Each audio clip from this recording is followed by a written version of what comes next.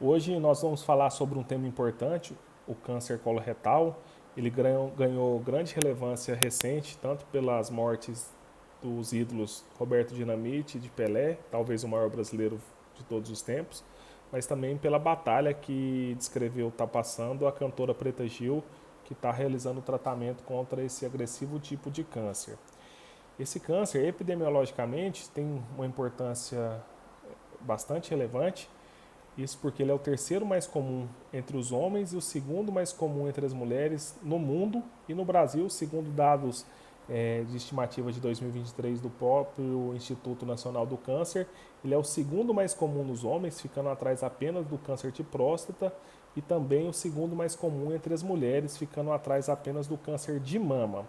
O câncer coloretal engloba então aquelas neoplasias malignas que se desenvolvem na parte final do sistema digestivo, né, do intestino grosso até o reto.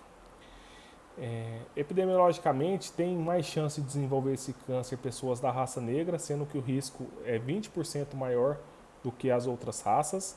E quando comparado à mortalidade, os homens têm maior risco de morrer dessa doença do que as mulheres, sendo 33% maior em pessoas do sexo masculino do que no sexo feminino a chance de morrer desse câncer.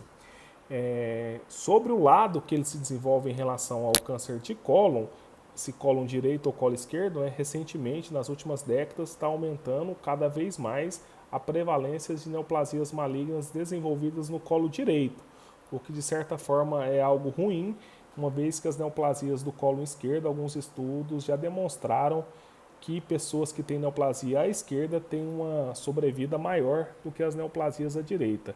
Isso muito provavelmente relacionado a mutações em relação também a microsatélites do gene BRAF. Sobre os sintomas que as pessoas que têm essa doença apresentam, infelizmente muitos pacientes são diagnosticados já com sintomas, o que a gente vai ver não é o ideal. O sintoma mais comum, em um estudo importante que engloba mais de 29 mil pacientes, que foi feito durante 22 anos, identificou que o principal sintoma então são as mudanças dos hábitos intestinais. Então a pessoa muda ou a frequência que ela evacua ou também a forma que ela apresenta nas fezes.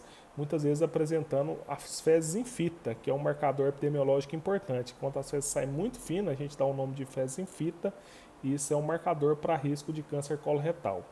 Outro sintoma importante foi o sangramento ou melena, né, que é o cocô preto, que acontece até 50% dos pacientes. Massas retais e abdominais aparecem em torno de 24 a 12% das vezes. Anemia, que talvez é algo que a gente esperaria ser mais comum, já que muitos pacientes apresentam sangramento, aparecem apenas em 9% dos pacientes.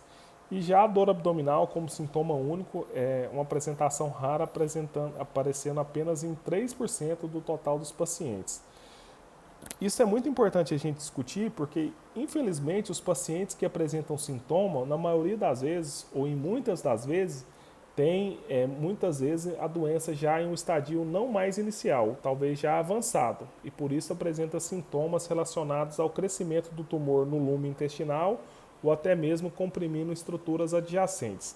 Isso aqui é um gráfico de sobrevida do câncer coloretal, aqui especificamente do câncer de cólon, mas o do câncer de reto é muito semelhante, e ele mostra que a chance de uma pessoa que tem o câncer coloretal e trata ele no estágio inicial estar viva depois de 5 anos é 75%, ou seja, 3 pacientes a cada 4 estarão vivos nesse estágio.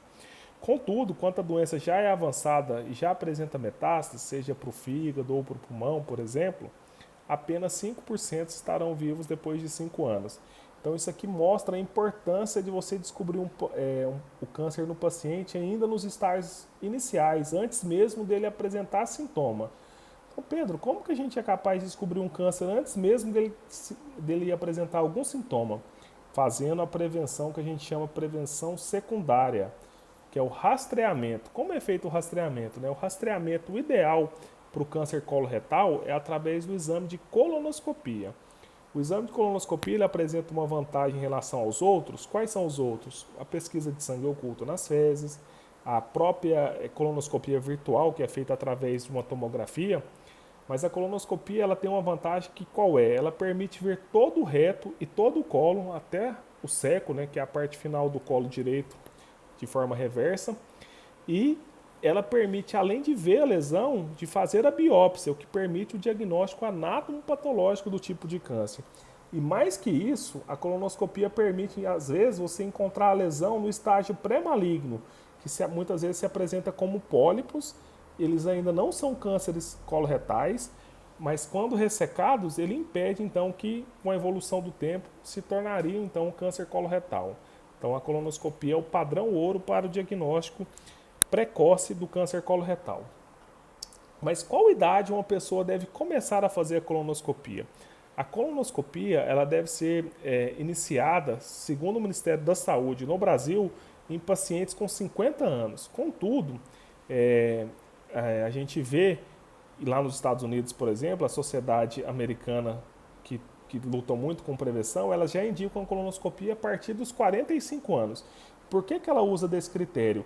Ela usa o dado recente publicado que pacientes com menos de 55 anos com câncer coloretal antes representavam 11% do total e hoje já representam 20% do total, ou seja, 1 a cada 5 pacientes terão câncer coloretal com menos de 55 anos, o que é um dado importante.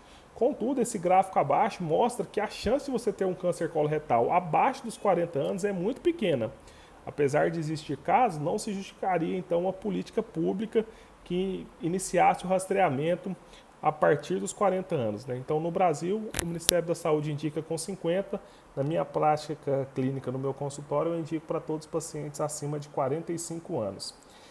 O diagnóstico é feito com a colonoscopia, mas existem outros exames que ajudam, principalmente, não só no diagnóstico, mas no que a gente chama de estadiamento. Nesse caso, a tomografia ou o PET-CT tem um papel importante, porque muitas vezes ele não permite ver o tumor, como nesse caso permitiu na seta vermelha, mas ele permite ver se há metástase, como nos linfonodos no mesocólon ou no fígado, como a gente está vendo aqui na imagem, que é um foco secundário importante de metástases, né, do câncer coloretal, e também a tomografia de tórax permite ver metástases pulmonares, que é outro sítio importante de metástase para o câncer coloretal. O tratamento desse câncer, na maioria das vezes, principalmente para o câncer de colo, é feito com cirurgia. Quando o câncer ainda é inicial, a cirurgia, muitas vezes, apenas ela é necessária para o tratamento. Contudo, quando o paciente faz o diagnóstico quando o tumor está muito grande, obstrutivo, ou quando ele tem metástase para os linfonodos regionais, pode ser necessária a quimioterapia, que a gente chama de quimioterapia adjuvante.